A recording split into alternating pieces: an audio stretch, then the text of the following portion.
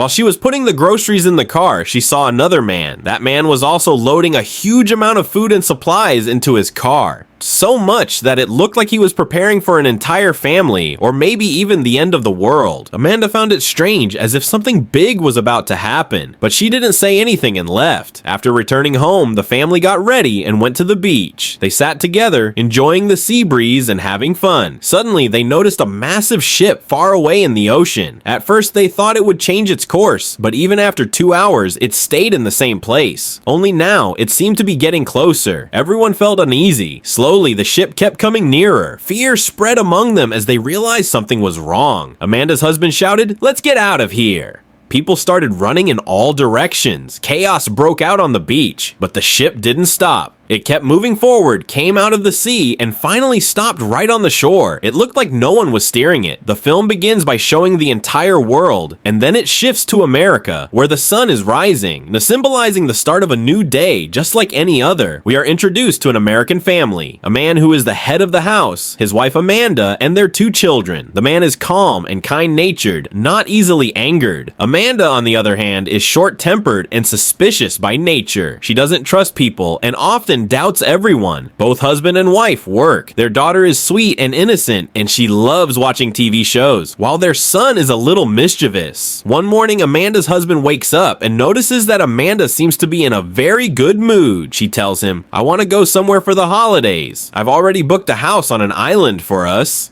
Everyone gets ready, and after some time, they leave for the island. During the drive, they sing, laugh, and enjoy the trip together. After a few hours, they reach the house Amanda had booked, a big, beautiful place surrounded by nature. The kids are thrilled and start swimming in the pool, while Amanda goes out to the market to buy groceries and other essentials. Earlier, we saw Amanda noticing a strange man at the market, but she ignored it and came back. Later, the family went to the beach, where that mysterious ship appeared and stopped near the shore. It was a very odd situation. Soon, the beach was evacuated. A security guard told them that something was wrong with the system, and that this issue wasn't limited to just one ship, but was happening to many others as well. The family hurried back home. Once there, they discovered that the internet wasn't working. No TV channels were available, and even online food delivery didn't work. So they decided to eat whatever they had at home. That night, after the kids went to bed, Amanda and her husband sat downstairs having a drink. Suddenly they heard a knock at the door. They froze. Who could it be at this hour? When they opened the door, a man named Scott was standing there, along with his daughter. Amanda and her husband were shocked. It was strange for strangers to show up at their door in such circumstances. Scott said to Amanda, "Ma'am, this is my house. You only spoke to me online when you booked it." Amanda was suspicious because she never spoke to anyone on the phone, only through messages. Scott continued, "Can we please come inside?" Amanda's husband allowed them in. Scott explained, "We live in the city, but suddenly there's been a complete blackout. The power is gone and everything's dark. I know you rented this place for your vacation and you paid me for it. So we're not asking you to leave. We just want to stay here for a while. We'll sleep in the basement and won't bother you. I'll even refund your money." He handed them $1,000 in cash. Amanda's husband believed him and thought it was reasonable to let them stay, but Amanda didn't agree. She said, "I can't let strangers stay here. I don't feel safe around people I don't know." Later, when the couple talked privately, Amanda said, "I don't trust them. I think they're here with bad intentions." Her husband replied, "They seem like good people. They're scared and need help. I don't think they'll hurt us. Let me talk to them again. If I feel anything suspicious, I'll ask them to leave." He went and spoke with Scott again. Scott was calm, polite, and respectful. Not at all threatening. Still, there was worry in his eyes. After talking for a while, Amanda and her husband felt he was genuine. Finally, Amanda agreed to let them stay. Just then, Scott's daughter turned on the TV, and every channel showed one thing: emergency broadcast alert. Now it was clear. Scott had been telling the truth. There really was a nationwide blackout. No power, no internet, no signals, nothing worked. Panic started to grow. Scott, being a government employee, understood that this was serious, far beyond a normal outage. His worried face said it all. The next morning, Amanda's daughter complained, "Mom, I want to watch my show. Please fix the internet." When Amanda checked her phone, she saw strange emergency news alerts flash for a second and then suddenly disappear. Her husband said, "Someone's hacked the whole system." But Amanda was more concerned about the two strangers living in their house. Her husband decided to go out and look for answers. Maybe someone out there knows what's really going on. He said and left. After he left, Scott and his daughter woke up. When they came out, Amanda told them, "There was an emergency alert on my phone last night." Scott looked shocked. Amanda asked nervously, "Are things getting worse?" Scott smiled faintly and said, "No, I think it'll be fine. Don't worry." Then he told her a story. Years ago, something similar happened. A virus spread across the country, created accidentally by two boys. I think this situation might be the same. Scary, yes, but it'll pass. There's always a solution. It was obvious that Scott was just trying to reassure her. He didn't want to panic anyone, especially his daughter, but from his expression, Amanda could tell that he was deeply worried. Later, we learned that Scott's wife was supposed to be flying somewhere, and because no communication systems were working, he and his daughter were terrified. Meanwhile, Amanda's daughter went outside alone, and what she saw was shocking. Hundreds of deer standing together, completely still, staring in one direction. Animals never behave that way. Something was definitely wrong. Scott went to his neighbor's house for help, but found the door open, things scattered everywhere, and no one inside. At the same time, Amanda's husband was driving through the woods. Suddenly, his GPS stopped working and he lost his way. Then a panicked woman ran toward his car, crying, "It's been 2 days. I can't find my way home. Please help me. Let me call someone." But the woman looked so terrified that Amanda's husband got scared too. He didn't stop. He drove away quickly. A little further down the road, Amanda's husband heard the sound of an airplane flying overhead. The plane was dropping something red from the sky. At first, he panicked, thinking it was some kind of attack. But when the objects came closer, he realized they were red papers falling all around him. Each paper had something written on it, in Persian. Back at the house, Scott remembered that his friend owned a satellite phone. Hoping it might still work, he went inside and grabbed it. Maybe he thought it could connect even if everything else was down. Meanwhile, Amanda's children, unaware of the chaos, went wandering into the nearby woods. There, they found a small cabin. It looked abandoned. They stepped inside, but no one was there. Amanda's daughter told her brother about the strange deer she had seen earlier. He didn't believe her and started teasing her, making up scary stories to frighten her. After a while, they left the cabin and headed back. Back home, Scott was still trying to get the satellite phone to work, but no matter what he did, it wouldn't connect. He then remembered that a few days earlier, there had been reports that American satellites had changed their orbits, meaning even satellite signals were now unreliable. Later, Scott went down to the beach. There, he saw a terrifying sight, a plane wreck near the water, debris and bodies scattered everywhere. And then, far away, another ship was approaching the shore. Scott instantly realized it was going to crash too. He turned and ran as fast as he could. Moments later, the ship slammed into the coastline and exploded. The blast sent a massive wave rushing toward the shore. By the time Scott reached the house, the wave hit, drenching him completely. He was trembling. He knew now that things were out of control. When his daughter asked what happened, he didn't tell her the truth. He simply said, "I slipped and fell into the pool," and sent her upstairs to get him dry clothes. After she left, Scott told Amanda everything. He said, "The satellite phone isn't working. That's impossible. Even when everything else fails, a satellite phone always works, but not this time." Amanda didn't believe him at first, until he said quietly, "I saw it myself. The ship exploded right in front of me." Outside, the children were still playing when suddenly they heard a strange, high-pitched sound, a noise so sharp that it hurt their ears. They covered them and screamed. Amanda panicked. She ran outside, shouting their names. She found them in the woods, scared but safe. Still, she could tell something wasn't right. Her son was dizzy, and the sound was still echoing faintly. Her husband still hadn't come back, and anxiety filled her face. Her son whispered, "I don't know what that sound was. I didn't cover my ears in time. Now everything feels weird." That night, after putting the kids to bed, Amanda confronted Scott. "Tell me the truth," she demanded. "What was that sound? What did you hear? I know you know something."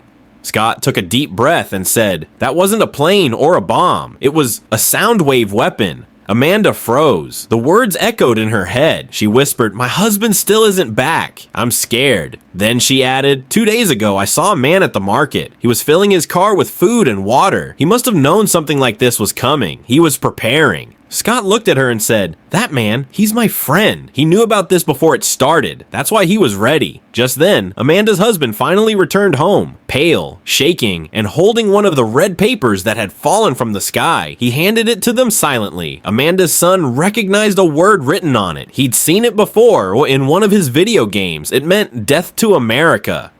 No one spoke. They all stood there, terrified, realizing that this was no accident. Someone had launched a massive coordinated attack on the country, but who it was, no one knew. The family was in shock. Amanda and her husband decided they needed to leave the island and go into the city to find help. Scott tried to stop them. "Don't go," he said. "This place is safer than anywhere else." But they didn't listen. They got into their car and drove off into the dark, silent road, not knowing what awaited them ahead. Amanda and her husband got into the car with their children and started driving toward the city. Along the way, they noticed dozens of abandoned cars scattered across the road. It looked like people had fled suddenly, or maybe their cars had stopped working. The road ahead was blocked by multiple crashes. As they tried to figure out what to do next, another car suddenly came speeding from behind. Amanda quickly pulled to the side just in time. The speeding car barely missed them and crashed further ahead. Terrified, Amanda realized the whole road was unsafe, so they decided to turn around. They had no choice but to go back to Scott's house. When they arrived, the air felt heavier, filled with silence, fear, and exhaustion. Later, Amanda's husband and Scott's daughter sat together talking quietly. Meanwhile, Scott spoke to Amanda saying, "I have a friend who works on major government projects. He's very rich, and he knew something like this was coming. He built a huge underground house, fully equipped with food, water, electricity, everything. It's like a survival bunker. He's probably safe there right now." For a while, everyone tried to calm down. Someone turned on music and they all tried to relax, even danced a little, just to forget their fear for a moment. Laughter filled the air briefly, but beneath it was the weight of uncertainty. Then suddenly, a strange noise interrupted everything. Amanda's husband and Scott's daughter ran outside to see what it was. When they looked up, they saw hundreds of flamingos flying together across the sky in one long, perfect formation. It was a beautiful yet eerie sight. Nature itself seemed disturbed. Before they could process what was happening, that same painful, ear-splitting sound returned, louder than before. Everyone screamed and covered their ears. Objects around the house started vibrating. Glass shattered, plates fell, and lights flickered. The sound went on for what felt like forever. And then, silence. The house was a mess, but everyone was alive. Fear, however, had completely taken over. That night, Amanda's family huddled together in one bed, clinging to each other for comfort. When morning came, Scott and his daughter saw something horrifying. Amanda's son's teeth were falling out, one by one. Amanda and her husband were terrified. They didn't understand what was happening. Was it radiation, sound waves, or something in the air? Everything around them was collapsing, and they couldn't call for help.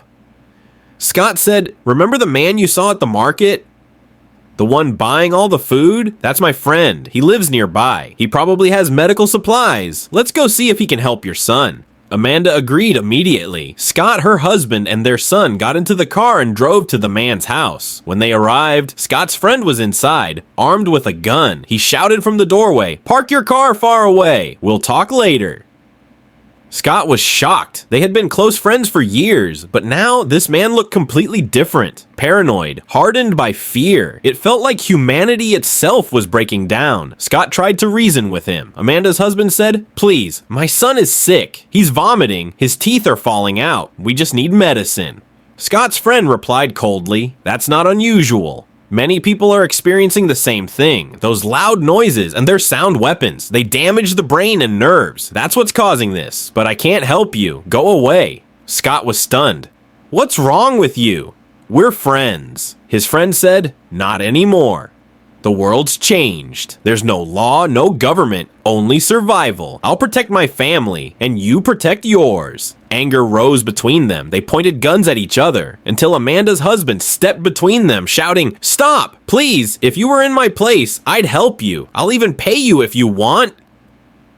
Scott's friend laughed bitterly. "When the world is gone," he said, "money means nothing." Then, after a pause, he finally sighed and lowered his weapon. He handed Scott a small box of medicine and said, "Take this. It might help your boy, but listen carefully. This is no accident. It's either the Koreans, the Chinese, or the Iranians. Maybe all of them together. America's made too many enemies over the years. Now they've joined hands to destroy it." Scott said nothing, but his face showed he agreed. He could sense that this was much bigger than anyone imagined. After taking the medicine, Amanda's husband and Scott got back into the car. As they drove through the empty, silent road, Scott said quietly, "I knew this was going to happen. I could feel it coming." Amanda's husband looked at him and asked, "What do you mean?" Scott replied, "When a powerful nation is about to fall, there's always a pattern. A 3-step plan used by its enemies. It's like a strategic game meant to destroy a country from the inside." He continued, "The first step is to cut communication, separate the people from their government. You shut down the internet, TV, radio, every source of connection. That way, people have no idea what's happening. They panic, they isolate, and they lose trust." The second step is to attack silently through hidden, psychological, or technological weapons. Those sounds we heard, they're not natural. They're part of a secret attack designed to create fear, confusion, and chaos. The third step is to turn people against each other. Once communication and trust are gone, neighbors start to suspect one another. Fear turns to anger, and people begin to fight just to survive. That's when a society destroys itself without even realizing who the real enemy is. Amanda's husband sat silently, staring at the empty road ahead.